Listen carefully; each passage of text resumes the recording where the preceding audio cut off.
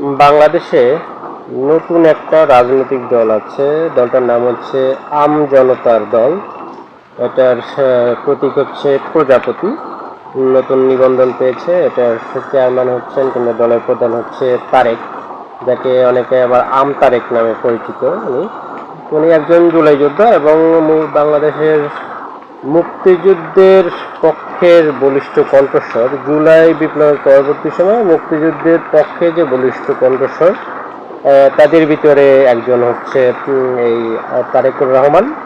এবং তিনি অনেকে যেরকম আসলে জুলাইয়ের পরবর্তী সময়ে সবচেয়ে 1971 কিন্তু বেশি সংকটে পড়েছে। সেক্ষেত্রে জুলাইয়ের যারা আন্দোলন করেছে একটা বড় অংশই আসলে অভিযোগ আছে যে স্বাধীনতার বিপক্ষের শক্তির সাথে হাত মিলিয়েছে, কিন্তু স্বাধীনতার বিপক্ষে কিন্তু 71-এর বিপক্ষে অবস্থান নিয়েছে। সেক্ষেত্রে এই যে তারেক রহমান, এই যে যিনি আসলে সাধারণ মানুষের কাছে অনেকের কাছে আম তারেক নামে পরিচিত, তিনি কিন্তু এটা কিন্তু মোটেও করেননি। তিনি সবসময় আসলে 71-এর পক্ষে সোচ্চার কিংবা 71-এর পক্ষে সবসময় তার বলিষ্ঠ কণ্ঠস্বর ছিল। একই সাথে তিনি 24-এর আন্দোলনের একজন সক্রিয় যোদ্ধা কিংবা জুলাই যোদ্ধা।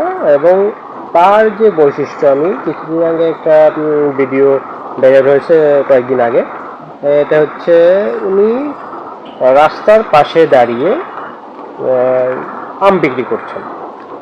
কোনো সহকারী নেই, যে কোনো ফুটপাতের হতদরিদ্র নিম্নবিত্ত ব্যবসায়ীর মতো আম বিক্রি করছেন এবং সেখানে ক্রেতারা তার আম কিনছেন, তিনি আম দিচ্ছেন, দাম নিচ্ছেন সাধারণ একজন ব্যবসায়ীর মতো।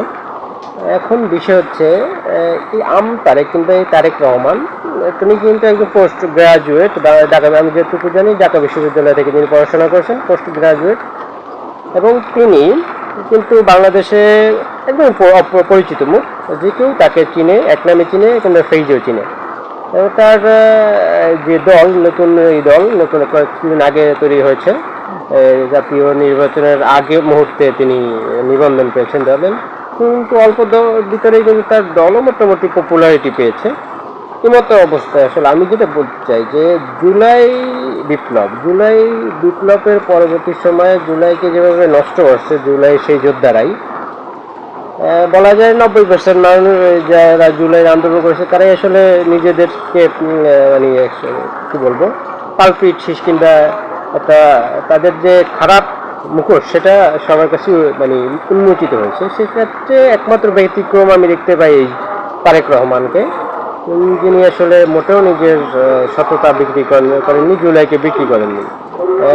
এই যে হাসনাত আবদুল্লাহ, এরাও কিন্তু জুলাই যোদ্ধা। আসিফ মাহমুদ, বাচ্চা ছেলে আসিফ মাহমুদ, এরাও কিন্তু জুলাই যোদ্ধা। আর এই আম তারেকের মতো তারেক রহমানরাও কিন্তু জুলাই যোদ্ধা।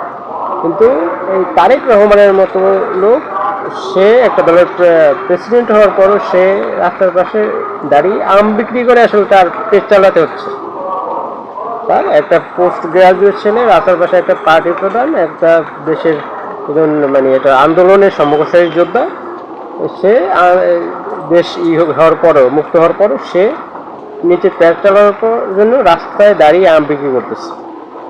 এবং অন্যদিকে অন্য যে জুলাই যোদ্ধারা, এই যে আসিফ মাহমুদ, হাসনাত আবদুল্লাহ, সারজিস আলম, শত শত কোটি টাকার মালিক হয়েছে, শত শত কোটি টাকা, যে টাকার হিসাব নেই। হান্নান মাসুদ শত শত কোটি টাকার মালিক হয়েছে, যারা এই আন্দোলনের কিছুদিন আগে একটা যারা স্যান্ডেল কেনার মতো টাকা সামর্থ্য তাদের কাছে ছিল না, তারা শত শত কোটি টাকার মালিক হয়েছে। আমি মনে করি আসলে এই যে তারেক রহমানের মতো লোকদের আসলে মানুষের সমর্থন দেওয়া উচিত, বেশি করে সমর্থন দেওয়া উচিত। এই টাইপের রাজনৈতিক ব্যক্তিত্ব কিংবা রাজনৈতিক এই লোকগুলোর নেতৃত্বে গড়ে ওঠা যে দলগুলো, সেগুলো আসলে বাংলাদেশে এস্টাবলিশড হওয়া দরকার, বাংলাদেশের সামনের দিকে এগিয়ে নিয়ে যেতে সাহায্য করা দরকার। কারণ এই যে আসলে আসলে সৎ পথে চলাটা আসলে খুব কঠিন, সৎ পথে চলে আসলে সফল হওয়াটাও খুব কঠিন। কারণ নানান দিক থেকে চাপ আসবে আপনার উপর। তেমনকি আপনার আশপাশের মানুষও আপনাকে সৎ থাকতে দিবে না, কারণ আপনি সৎ থাকলে তাদেরও সমস্যা।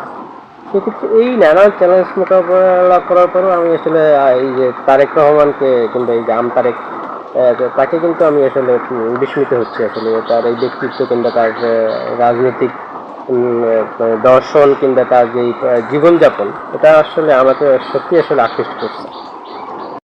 বাংলাদেশের বর্তমানে এনসিপির মতো দলটা যেটা আসলে জুলাইয়ের যারা আন্দোলন করেছে তাদের একটা বড় একটা অংশ কিন্তু প্রথম সারির নেতাদের নিয়েই গঠিত হয়েছে, কিন্তু সেই এনসিপির এমন কোনো সিঙ্গেল পার্সন নেই আমি তো বলতে পারবো। আপনারা হয়তো অনেকেই জানেন আমি জাতীয় নাগরিক কমিটির সাথে একটা সময় অনেক সময় জড়িত ছিলাম। আমি খুব কাছ থেকে জানি এর সিঙ্গেল একটা পার্সনের ভিতরেও একটা মানে খুব অসৎ কিংবা অনেকেই দেখে হলো দুর্নীতিগ্রস্ত একটা জেলা উপজেলা নেতাকর্মীরাও বিভিন্ন রকম উপকর্মে জড়িয়ে গিয়েছে। আর শীর্ষ নেতাদের কথা তো বলবোই না, তারা তো শত শত কোটি টাকার মালিক কিংবা 1 বছর কিংবা 1.5 বছরের ভিতরে হয়ে গেছে।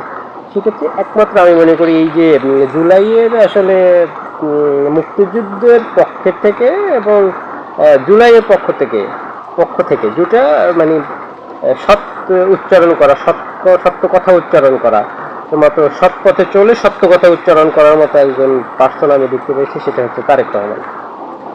তার জন্য আসলে আমি ব্যক্তিগত স্থান থেকে শুভকামনা জানাই।